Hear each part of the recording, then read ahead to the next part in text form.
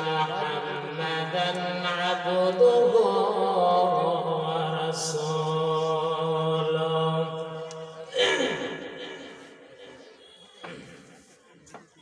أما بعد فإن خير الحديث كتاب الله وخير الهدي هدي محمد صلى الله تعالى عليه وسلم وشر الأمور محدثاتها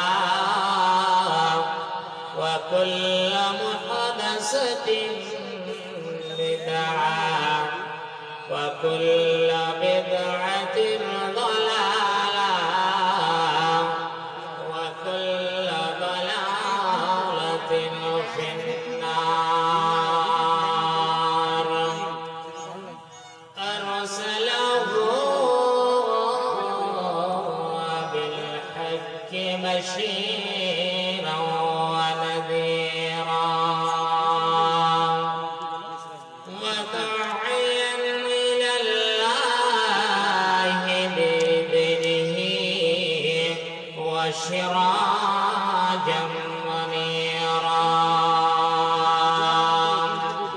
بسم الله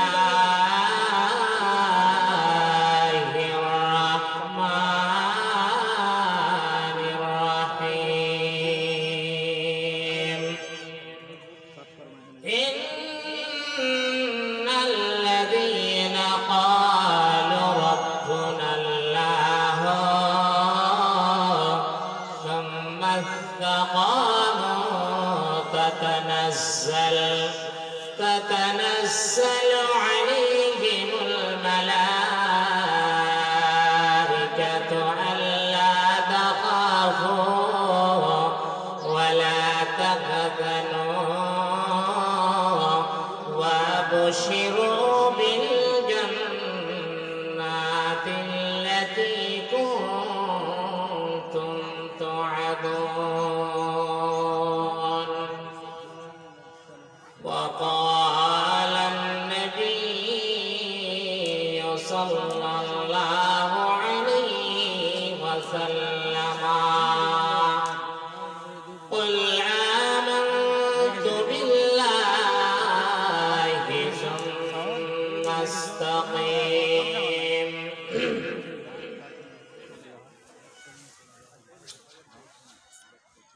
ঘুমায়ে যাইবে তুমি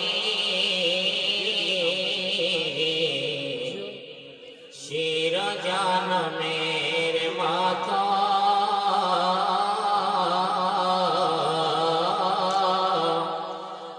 আর তো কোনো দিন ফিরে আসবে না ঘুমায়ে যাইবে তুমি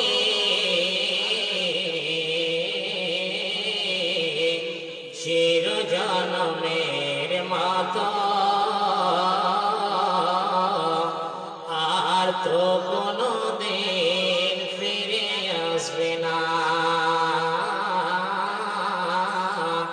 আর তো কোনো দিন ফিরে আসবে না সময় আছে তোমার করো ইবাদত এই দুনিয়া মুসাফির খানা আর তো কোনো দিন ফিরে আসবে না আর তো কোনো দিন ফিরে আসবে না বারে বারে ডাকিছে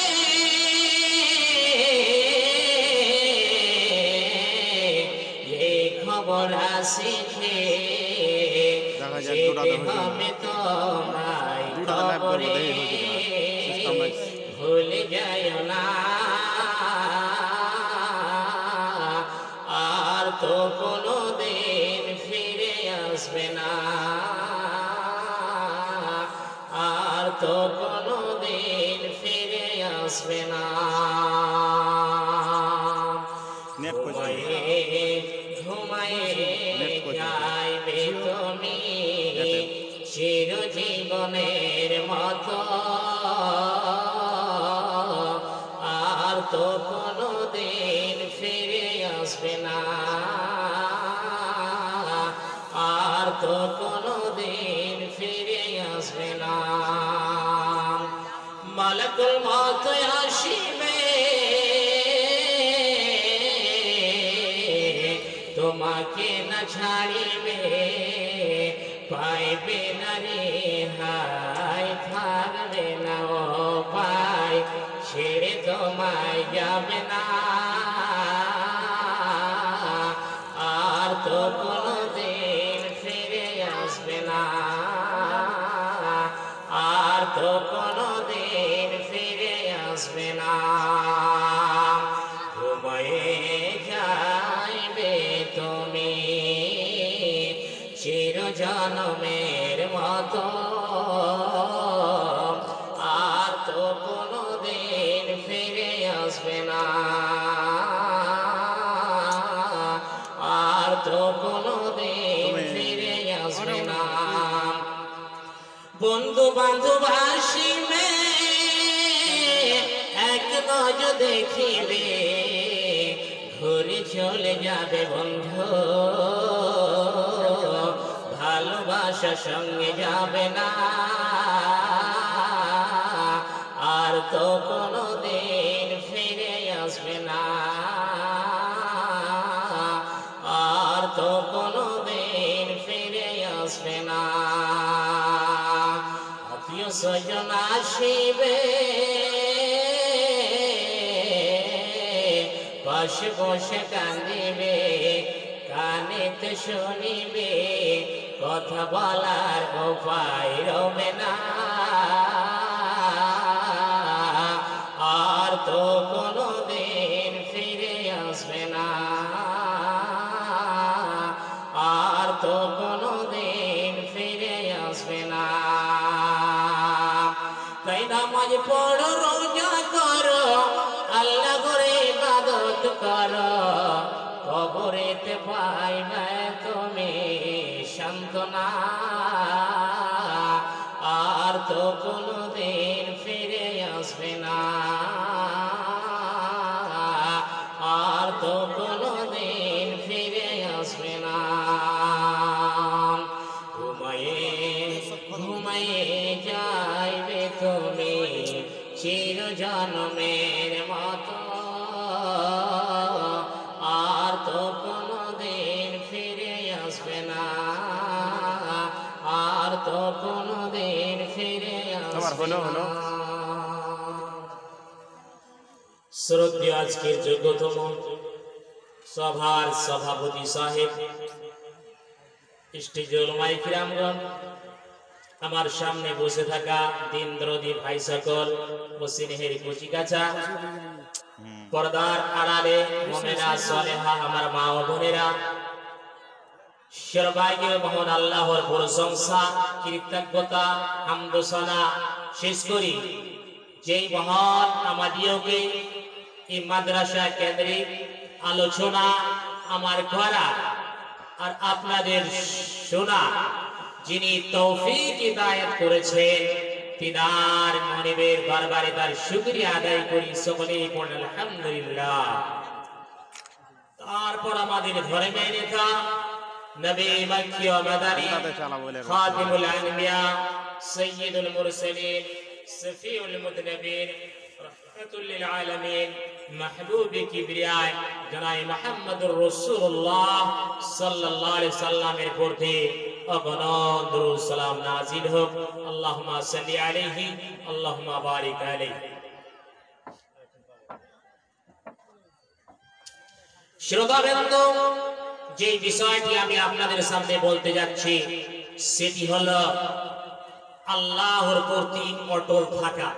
যেই কোনো মুসিবত আসুক না কেন, যেই কোনো ভয় আসুক না কেন, সেই কত পাহাড়ের সমতুল্য সমান যদি আপনার প্রতি কোনো মুসিবত আসে, তার প্রতি অটল আপনাদেরকে থাকতেই হবে। সেই সম্বন্ধে ইনশাআল্লাহ আমি আলোকপাত করব, আপনারা মনোযোগ দিয়ে শুনবেন। শোনার পরে পরে বেশি বেশি করে আমল করার তৌফিক দান, আমল করার চেষ্টা করবেন। আল্লাহ রাব্বুল আলামিনের কাছে দোয়া আশা আবেদন যেন আমাদেরকে সঠিকভাবে কোরআন এবং হাদিসের প্রতি শোনা এবং তার প্রতি আমল করার তৌফিক দান করেন। আল্লাহুম্মা আমিন সুম্মা আমিন। শ্রোতাবৃন্দ, নবী সাল্লাল্লাহু আলাইহি সাল্লামের যুগে কিভাবে তারা দিনের প্রতি অটল ছিলেন, ভূমিকা লম্বা না করে আমি আপনাদের সামনে বক্তব্যের দিকে এগিয়ে যাচ্ছি। যেহেতু বক্তা অনেকে আছে, আপনারা অবশ্যই দেখেছেন ইস্তাহারগুলো। তো নবীর যুগে কিভাবে সাহাবায়ে কিরামেরা দিনের প্রতি অটল ছিলেন। একজন সাহাবী খাব্বাব বিন আরদ তিনি বলছেন, আমি একদিন নবীর কাছে আমি এই কথাটি বললাম, ইয়া রাসূলুল্লাহ, ইয়া হাবিবাল্লাহ, নবী গো, খুব কষ্ট, জ্বালা, যন্ত্রণা, ব্যথা হচ্ছে এই দ্বীন ইসলাম কবুল করতে গিয়ে। এই কথাটি শোনার পরে বিশ্বনবী বলছেন, ওরে খাব্বাব বিন আরদ, তুমি শুনে নাও, শুনে নাও, শুনে নাও, তোমাদের আগে যারা দ্বীন ইসলামের মধ্যে ছিল, এক আল্লাহকে মেনেছিল, তাদেরকে কি করা হয়েছিল? তাদের আগে আড়ি দিয়ে ছিড়ানো হয়েছিল, যে মতো গাছকে আমার ভাইরা ছিঁড়ে কাটে। শুধু তাই নয় রে খাব্বাব বিন আরদ, এত জ্বালা যন্ত্রণা ব্যথা দেওয়ার পরও তারা দ্বীন ইসলাম থেকে ফিরে যায় না।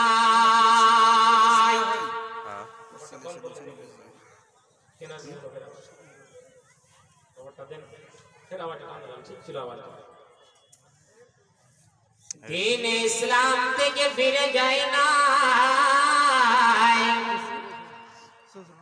এই কথা শোনার পরে খাব্বাব বিন আরদের অবস্থাটা দেখেন। ওই খাব্বাব বিন আরদ একদিনের ঘটনা,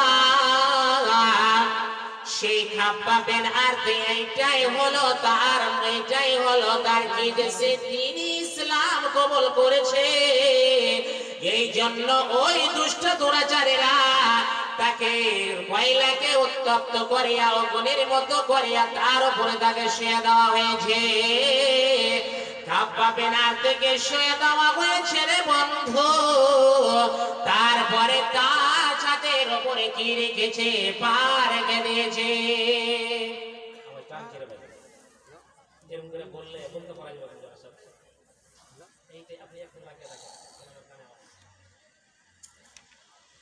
এত দুঃখ, জ্বালা, যন্ত্রণা, ব্যথা কিভাবে সে সহ করতে পারে বন্ধুরে? কিঞ্চিত পরিমাণ আমাদের গায়ে যদি কি আসে, আগুনের ফণিকে আসে, বরদাস্ত হয় না। হায়রে পড়ে গেলাম, চলে গেলাম, সরকার হয়ে গেলাম। এরকম অবস্থা যার খাব্বাব বিন আরদ একদিন মুসলিম জাহানের দ্বিতীয় খলিফাকে দেখাচ্ছেন। মুসলিম জাহানের দ্বিতীয় খলিফা হযরত ওমর রাদিয়াল্লাহু তাআলা আনহুকে পেটটা খোলা দেখাচ্ছেন। সোনার মতো চমকেছে পেটটা বন্ধু। এত দুঃখ, জ্বালা, যন্ত্রণা, ব্যথা, তবু তারা দ্বীন ইসলাম থেকে ফিরে যায় না। ওই মতো হযরত বিলাল রাদিয়াল্লাহু তাআলা আনহুর ঘটনা দেখেন। হযরত বিলাল যখন দ্বীন ইসলাম কবুল করলেন, ভাইরে, ওই হযরত বিলাল কি কিভাবে কষ্ট দিয়েছিল, ওই মতো তাকেও ওই মক্কার ভূমিতে তাকে তাকে ওই পাথর উপরে শুয়ে দেওয়া হয়েছিল। শুধু তাই নয়, বিরাট পাথর তার বুকে চাপিয়ে রাখা হয়েছিল। শুধু তাই নয় রে বন্ধু, তার গলাতে এবার রশি বেঁধে কি করতো, ওই লোকগুলি ছেলেগুলির হাতে দিয়ে দিত, তাকে টেনে ছেঁচড়ে নিয়ে বেড়াতো।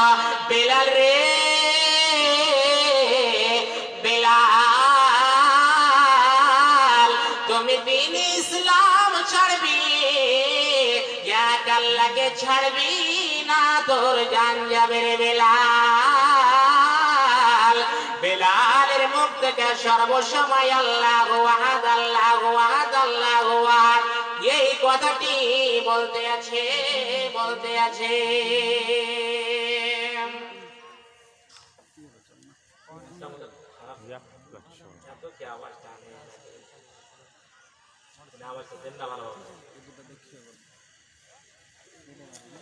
বেলাল, বেলালের এত অবস্থা এত খারাপ হয়ে গেছে, তবু কালেমা লা ইলাহা ইল্লাল্লাহ কোনদিন ছাড়ে নাই। দেখো কেমন ঈমান এনেছে নবীর সাহাবারা, আমার নবীর সাহাবারা। হযরত বেলাল এনেছে ঈমান কত কষ্ট করে, ওই মরুভূমির গলম বারতে তাজা রক্ত ঝরে। দেখো কেমন ঈমান এনেছে আমার নবীর সাহাবারা, সে যুগের সাহাবারা।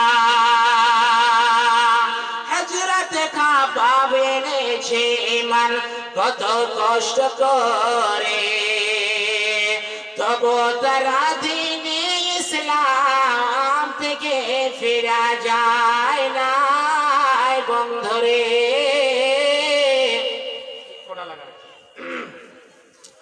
তবু তারা দ্বীনে ইসলাম থেকে ফিরা যায় নাই। এই মতো আপনাদের সামনে একটি ঘটনা আবার তুলে ধরে। মুসলিম জাহানের দ্বিতীয় খলিফা, মুসলিম জাহানের দ্বিতীয় খলিফা